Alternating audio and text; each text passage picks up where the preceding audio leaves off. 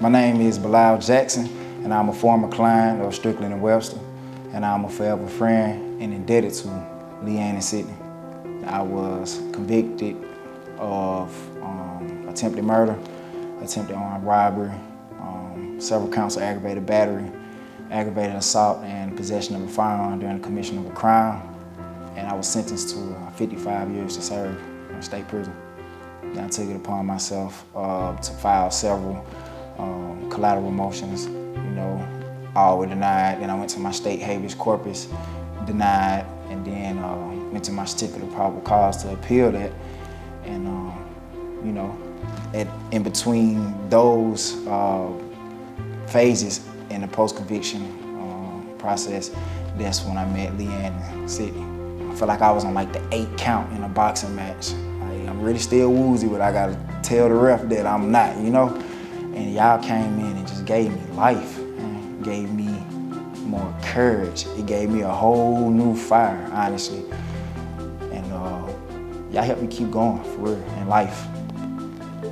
I hired you guys, and within months, granted, I was like, whoa, that was the first time I ever saw that word, and everything from that point on was granted.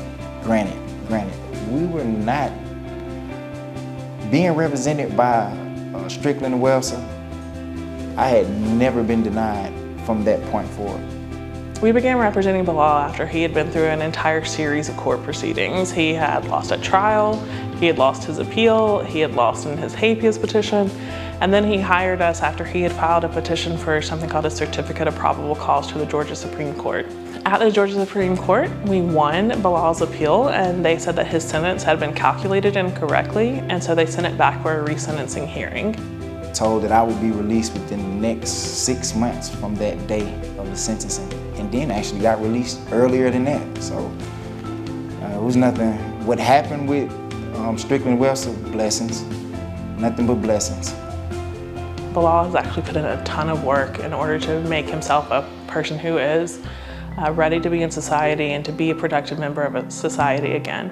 And at the sentencing hearing, because Bilal had been initially sentenced to 55 years in prison, the judge told him that when he was sentenced to 55 years in prison, that society had given up on him, but that he never gave up on himself.